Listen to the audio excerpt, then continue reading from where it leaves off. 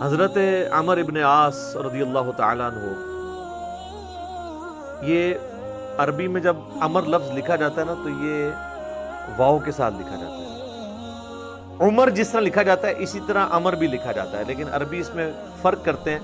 اس کو عمر بن عاص رضی اللہ تعالیٰ عنہ، یہ آپ سمجھ لیں کہ قریش مکہ مشرکین عرب کے تھنک ٹینکس میں سے تھے۔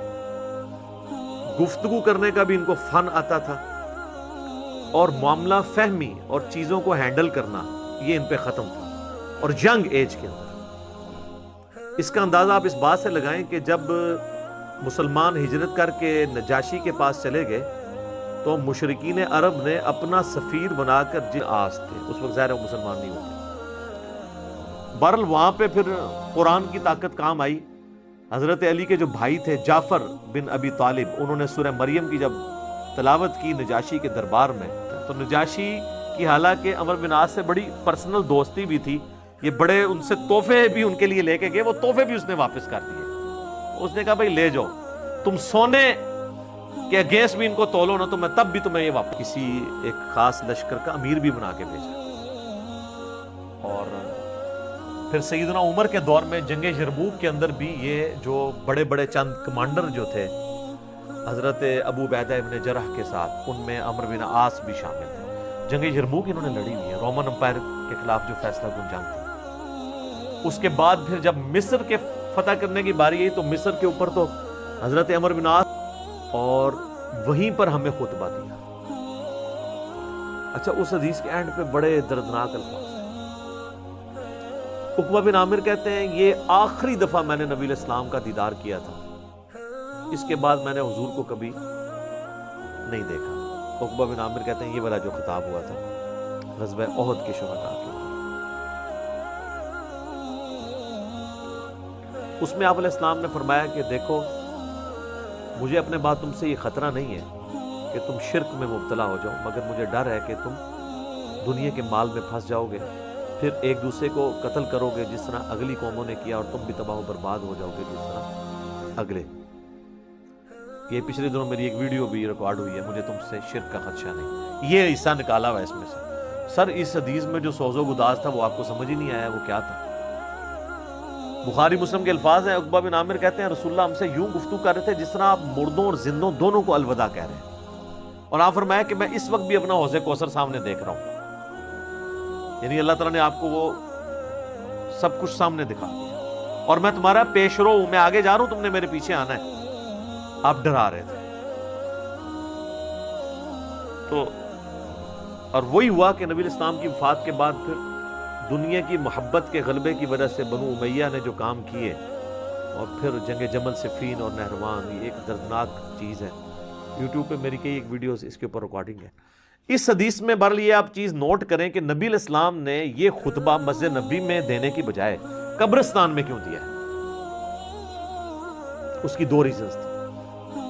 اس لیے کہ وہ قبرستان تھا غزوہ احد کے میدان میں، جہاں پر ایک واضح فتح مال غنیمت سمیٹنے کی وجہ سے شکست میں بدل گئی تھی، حالانکہ رسول اللہ موجود تھے، لیکن دنیا کی محبت کا تھوڑے سے غلبے نے رسول اللہ کی موجودگی کی بھی پرواہ نہیں کی اللہ نے، اور فتح کو شکست میں بدل دیا۔ تو آج تو رسول اللہ موجود بھی نہیں ہے، ہمیں آپ کی دعاؤں کا بھی وہ حصہ نہیں ہے جو صحابہ کو نصیب تھا صلی اللہ علیہ وآلہ وسلم رضی اللہ عنہم اجمعین۔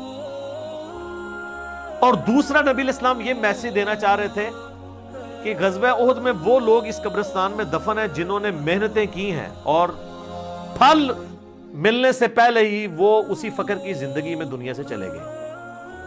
حضرت حمزہ ابن عبد المطلب نے تو اسلام کا گولڈن پیریڈ نہیں دیکھا نا، ان تو قربانیاں دی ہیں۔ آپ اس سے اندازہ لگائیں، یہ میرا اجتہاد ہے اور یہ درست ہے کہ اگر رسول اللہ کی وفات کے وقت حضرت حمزہ زندہ ہوتے تو پہلے خلیفہ وہ بنتے، کیونکہ غزوہ بدر اور احد کے اندر نبی علیہ السلام نے آرمی چیف ان کو بنایا تھا، ابو بکر عمر عثمان و علی ان کے انڈر تھے۔ تو حمزہ بن عبد المطلب تو شہید ہوئے احد میں، ان کی لاش کا مسئلہ ہوا۔ نبی علیہ السلام نے یہ بھی میسج دیا کہ یہاں پہ، اور پھر وہاں تو اتنی دردناک حدیثیں ہیں بخاری مسلم میں کہ کفن کے لیے بھی کپڑا نہیں تھا، سر چھپاتے تھے تو پاؤں ننگے ہو جاتے تھے کہ یہ صاحب کے، پھر گھاس ڈال کے ایک قبر میں کئی مردے دفنائے گئے. تو نبی اسلام یہ بھی میسج دے رہے تھے کیونکہ آپ کو تو اللہ نے دکھا دیا نا. اسی حدیث بخاری مسلم میں آتا ہے کہ اللہ تعالیٰ نے زمین کے خزانوں کی چابیاں مجھے دے دی ہیں. جو بریلوی کہتے ہیں کہ حضور ہی سب کچھ بانٹ رہے ہیں، خدا کا نام ہے. اور میرے بھائی وہ بخاری مسلم میں باقی حدیث میں موجود ہے، وہ زمین کے خزانے رومن اور پرشین امپائر کے خزانے ہیں جو صحابہ نے فتح کرنے تھے، بیت المال میں آ کے جمع ہونے تھے. یہ تھا اس سے مراد کہ مجھے اللہ تعالیٰ نے عطا فرمائی ہے، مجھے اللہ تعالیٰ نے دکھا دیا ہے کہ میری امت کہاں تک پہنچے گی. وہ کئی ایک احادیث ہیں، آپ کو مشکات کی نا 30 جلد میں نبی الاسلام کے فضائل کے چیپٹر میں وہ مل جائیں گے. کئی لوگ ہمیں ای میل بھی کر رہے ہوتے ہیں یہ حضور کو جو چابیاں دی گئی ہیں تو پھر اب جس کے پاس چابی ہے اس سے ہی مانگنا چاہیے. وہ یہ تھا، ٹھیک ہے، کہ وہ رومن اور پرشین امپائر کے خزانے مسلمانوں کو ملے. صفین کے حوالے سے میں وہ حدیثیں لے کے آیا ہوں. صحیح مسلم میں 321 حضرت عمر بن عاص کی موت کا وقت جب قریب آتا ہے تو وہ دیوار کی طرف منہ کر کے رونا شروع کرتا ہے. سر موت کے وقت انسان کو پھر اپنی زندگی میں کی ہوئی غلطیاں یاد آ جاتی ہیں. تو ان کا بیٹا ان کو تسلی دیتے ہوئے کہتا ہے کہ ابا جان، آپ تو نبی الاسلام کے قریبی ساتھیوں میں سے تھے، آپ نے رومن امپائر کی جنگیں لڑی ہوئی ہیں، جنگ یرموک، جہاد میں آپ شامل رہے ہیں، اتنے اتنے بڑے فضائل ہیں آپ کے لیے. تو حضرت عمر بن عاص اسے ٹوکتے ہیں، وہ کہتے ہیں کہ تم نے ایک فضیلت تو چھوڑ دی جو سب سے بھاری تھی ہمارے نزدیک، یعنی صحابی ہونے سے بھی بھاری فضیلت اس اعتبار سے، اور وہ ہے اس بات کی گواہی دینا کہ اللہ کے سوا کوئی معبود نہیں اور محمد اس کے رسول ہیں صلی اللہ علیہ وآلہ وسلم. تو انہوں نے کہا تم نے یہ چیز چھوڑ دی ہے، اصل چیز تو یہ ہے. ہاں جب یہ چیز حاصل ہو جائے پھر صحابی ظاہر ہے ایک بہت بڑی فضیلت ہے، لیکن صحابی بنتا ہی وہ ہے جو پہلے اس کلمے کا اقرار کرے. تو کہتے ہیں کہ اب وہ بیٹے کو وجہ بتاتے ہیں اپنے رونے کی. کہتے ہیں کہ بیٹا ایک وہ وقت تھا کہ مجھے رسول اللہ سے بڑی دشمنی تھی اور میری زندگی کی سب سے بڑی خواہش تھی کہ اگر رسول اللہ صلی اللہ علیہ وآلہ وسلم کے بارے میں مجھے کوئی موقع ملے تو میں انہیں قتل کر دوں. میرا دل ان کے بغض سے بھرا ہوا تھا. اے میرے بیٹے، اگر میں اس وقت مر جاتا تو سیدھا جہنم میں جاتا، لیکن پھر اللہ تعالیٰ نے میرا سینہ اسلام کے لیے کھول دیا. رسول اللہ صلی اللہ علیہ وآلہ وسلم کی محبت میرے دل میں جاگزی ہوئی. اور وہ کہتے ہیں پھر مجھے اس دنیا میں رسول اللہ سے بڑھ کر کوئی محبوب نہیں تھا صلی اللہ. اور کہتے ہیں میرے بیٹے، پوری زندگی نبی الاسلام سے مجھے محبت اور عقیدت کا وہ لیول تھا کہ میں نے کبھی بھی آنکھ بھر کے حضور کے چہرے کی طرف نہیں دیکھا. اور اگر تم مجھ سے پوچھو نا کہ میں حضور کے چہرے کے خد و خال بیان کروں تو نہیں کر سکتا. میں نے زندگی میں حضور کی ادب کی وجہ سے کبھی آپ کے چہرے کو نگاہ بھر کے بھی نہیں دیکھا. اور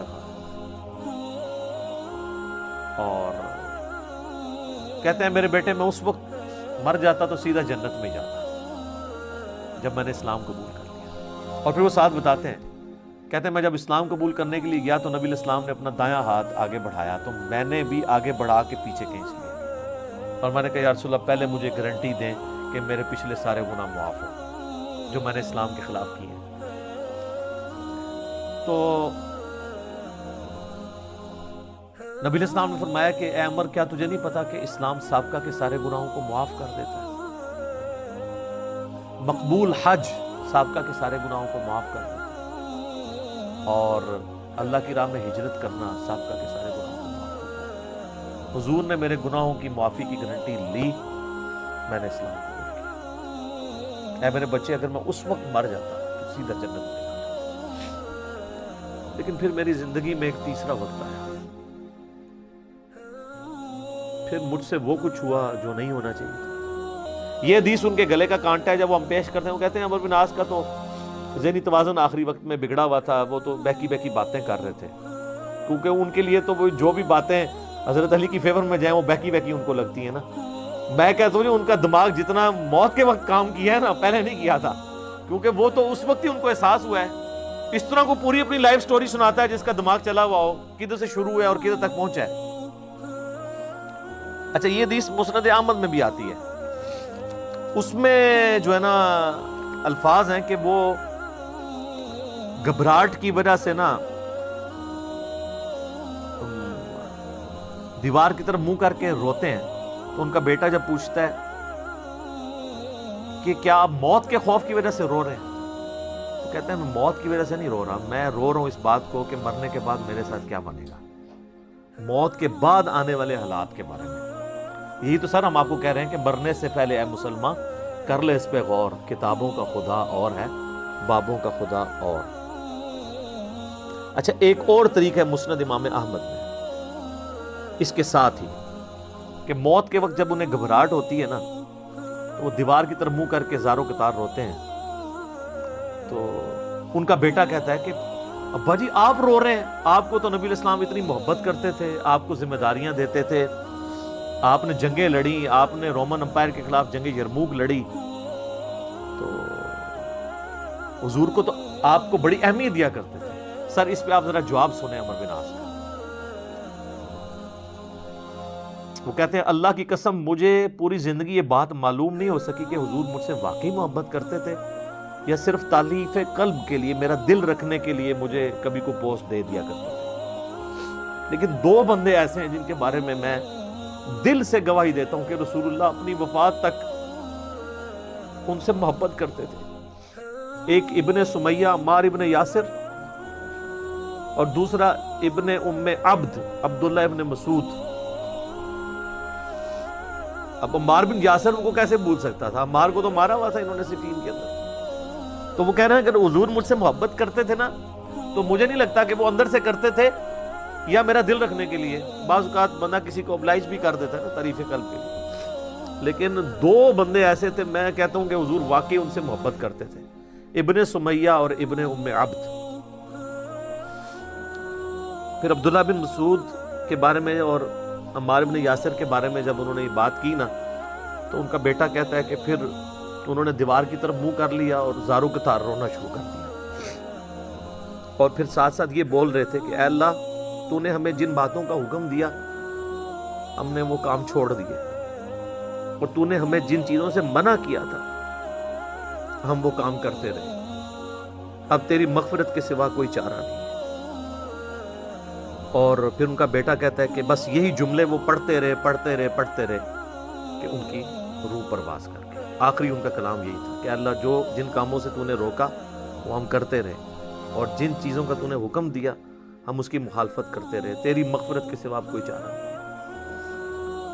تو اسی حدیث میں الفاظ ہیں کہ وہ جو میں نے بتایا مسند احمد والی جو حدیث ہے کہ میری زندگی میں جو 3 پیریڈ آئے اس میں انہوں نے پھر تیسرا کہا کہ پھر میں حکومتی معاملات میں بادشاہت کے معاملات میں پڑ گیا. صحیح مسلم میں تو ایمبیگوس الفاظ تھے, مسند احمد والے طریق میں ہے کہ میں بادشاہت سے جا ملا, یعنی وہ ملوکیت والا وہ جو معاملہ تھا وہ اسی کو ہی رو رہے تھے. مسند امام احمد میں ایک حدیث ہے کہ جب عمار بن یاسر کی قتل کی خبر ملی جنگ صفین میں تو ایک شخص آ کے عمر بن عاص کو بتاتا ہے کہ عمار قتل ہو گئے ہیں. تو حضرت عمر بن عاص بلند آواز سے پڑھتے ہیں انا للہ و انا الیہ راجعون, اور وہ بھاگتے ہوئے حضرت معاویہ کے پاس جاتے ہیں اور کہتے ہیں کہ معاویہ تو عمار کو ہماری فوج نے قتل کر دیا, عمار قتل ہو گیا, اور میں نے رسول اللہ سے سنا تھا کہ عمار کو ایک باغی جماعت قتل کرے گی. حضرت معاویہ بجائے یہ کہ رجوع کرنے کے عمر بن عاص کو کہتے ہیں کہ تو اونٹ کی طرح اپنے پیشاب میں پھسلتا ہے, یعنی تجھے خود یہ اس حدیث کا پتہ ہے اور تو خام خواہ اس کا چرچا کر کے لوگوں کو بتانا چاہ رہا ہے کہ علی حق پہ ہے اور ہم نہ حق ہیں. تو ہم نے اس کو مارا ہے, اس کو تو علی نے مارا ہے, نہ علی لاتا اس کو اور نہ وہ جنگ کے اندر قتل ہوتا, یہ تو علی نے لا کے ہمارے نیزوں کے آگے اسے پھینکا ہے, نعوذ باللہ. اتنی باطل تعویل کی. اور المستدرک للحاکم میں اور باقی کتابوں میں حدیث کی ملتا ہے کہ جب حضرت علی کو اس کی خبر ملی نا تو انہوں نے کہا کہ پھر معاویہ یہ کہنا چاہتا ہے کہ حمزہ کا قاتل رسول اللہ تھے, کہ نہ وہ جنگ احد میں ساتھ لے کے آتے نہ حمزہ قتل ہوتا. تو جو شخص جس کی فیور میں قتل ہو رہا ہوتا ہے وہ تو اس کا قاتل نہیں ہوتا, مخالف ہی قاتل ہوتا ہے. تو پھر مسند احمد میں ایک اور حدیث ہے کہ عمار کے قتل ہونے کی جب خبر پہنچتی ہے نا تو حضرت عمر بن عاص کہتے ہیں کہ میں نے خود رسول اللہ سے سنا تھا کہ عمار کو باغی جماعت قتل کرے گی اور عمار کا قاتل اور مال لوٹنے والا آگ میں ہے. تو وہ جو شخص خبر لے کے آتا ہے نا اس کو بھی ہاتھ پاؤں پڑ جاتے ہیں کہ ایک میں ان کو خبر دے رہا ہوں، ان کو خود بھی پتا ہے، تو یہ لوگ کیا کر رہے ہیں؟ تو حضرت عمر بن عاص اس کی بھی تعویل کرتے ہیں، وہ کہتے ہیں حضور نے جو جہنم کے بارے میں فرمایا تھا نا، وہ عمار کے قاتل اور مال لوٹنے والے کے لیے تھا، وہ ہمارے لیے نہیں ہے۔ اگرچہ ہم بھی جنگ لڑ رہے تھے لیکن ہمارے ہاتھوں سے تو نہیں وہ قتل ہوا، حالانکہ صحیح بخاری میں حدیث ہے عمار کو باغی جماعت قتل کرے گی، اور یہ حدیث میں نے بتایا ان کو پتہ بھی تھی۔ جماعت کے بارے میں الگ سے میں نہیں کہتا دوزخ میں جائے گی، اللہ اور بندے کا معاملہ ہے۔ تو انہوں نے کہا کہ یہ مال لوٹنے والا اور قتل کرنے والے کے بارے میں۔ اب مسند احمد میں موجود ہے کہ وہ صحابی صلح حدیبیہ کا صحابی تھا، ابو الغادیہ، جس نے عمار کو قتل کیا تھا، اور پوری زندگی پہ پھر وہ روتے تھے مجھ سے یہ کیا کام ہوا۔ تو اس پہ خیر ابن حجر اسقلانی نے بڑی کوشش کی ہے، انہوں نے بحث کی ہے کہ نہیں، صلح حدیبیہ کی فضیلت اسے کور کر لے گی، امید ہے کہ وہ جنت میں ہی جائے گا، جہنم میں پھیرا لگائے بغیر۔ تو شیخ البانی نے پھر اس کے اوپر گرفت کی ہے کہ نہیں، جو عام فضیلت ہوتی ہے نا، جب کسی معاملے میں تخصیص آ جائے تو عام فضیلت اٹھ جاتی ہے۔ جب حضور نے فرما دیا نا کہ مار کا قاتل اور مال لوٹنے والا جہنم میں ہے، تو اب یہ ایک تخصیص آ گئی ہے۔ جب تخصیص آ جائے نا تو حکم عام اٹھ جاتا ہے اس شخص کے لیے، لہٰذا آپ یہ تعویل نہ کریں۔ شیخ البانی یعنی انہوں نے حق گوئی کا مظاہرہ کیا۔ بہرحال یہ اللہ اور بندے کا معاملہ ہے، ہم کوئی کسی کی آخرت کا فیصلہ نہیں کرتے۔ بہرحال یہ حقیقت ہے کہ حضرت علی اپنی وفات تک ان لوگوں سے ناراض رہے ہیں۔ المصنف ابن ابی شیبہ میں موجود ہے، تابعی کہتے ہیں ہم نے حضرت علی کے پیچھے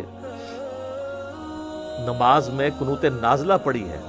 حضرت علی قنوت نازلہ میں پڑھتے تھے اللہم علیک بمعاویۃ و اشیائہ و عمر ابن عاص و اشیائہ و ابا سلمی و اشیائہ، اس میں عمر بن عاص کا بھی نام ہے۔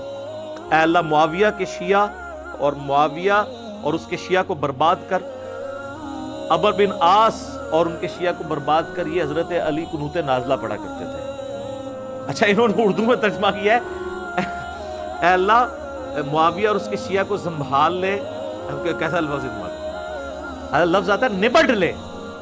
وہ اب کہیں گے سنبھال مطلب ہے کہ انہوں نے وہ تعویل کریں گے، تو میں نے اس لیے ترجمہ کیا تباہ و برباد کر، کیونکہ یہ علیکہ کے ساتھ جب بات کی جاتی ہے نا تو یہ آپ قنوت نازلہ پڑھ رہے ہوتے ہیں نا یہود و نصارہ کے اوپر بھی، تو اس میں بھی اللہم علیکہ یہ تو نہیں تھا ان کو سنبھال لے سانو یا اللہ سانو سنبھال لے رہا یار تو وہ ترجمہ ایسا کرتے ہیں کہ وہ اس کو نا بدل دیتے ہیں۔ بہرحال آج کی ڈیٹ میں ہم تو یہی کہیں گے کہ حضرت عمر بن عاص رضی اللہ تعالیٰ عنہ کا موت کے وقت رونا اور اللہ کی طرف رجوع لانا، اللہ تعالیٰ ان کی غلطیوں کا کفارہ اس کو بنائے۔ باقی انشاءاللہ تعالیٰ ایک تو چیز ہے، حضرت عمر بن عاص کے لیے مجھے مولا علی سے ایک گارنٹی مل گئی ہے، مصنف ابن ابی شیبہ میں موجود ہے کہ اہل صفین کے بارے میں جب مولا علی سے پوچھا گیا تو انہوں نے کہا کہ میں امید کرتا ہوں کہ میری طرف سے شہید ہونے والے تو جنتی ہیں ہی ہیں، میرے مخالفین بھی جنتی ہیں، پھر قیامت والے دن اللہ کی بارگاہ میں معاملہ میرے اور معاویہ کے درمیان طے ہوگا۔ تو میرے خیال ہے حضرت عمر بن عاص کو مولا علی نے پھر قنوت نازلہ کے بعد یہ فرما کے نکال دیا، اور آپ دیکھ لیں وہ روئے بھی بہت ہیں آخری وقت میں ویسے جب بھی یہ حدیث پڑھتا ہوں پھر عمر بن عاص کے لیے میرا دل نرم ہو جاتا ہے کہ انہوں نے مرنے سے پہلے اللہ کی طرف رجوع لایا رضی اللہ تعالیٰ علیہ السلام۔ اذانیں شروع ہو جاتی ہیں، بقیہ کے سوالات انشاءاللہ اذان کے وقت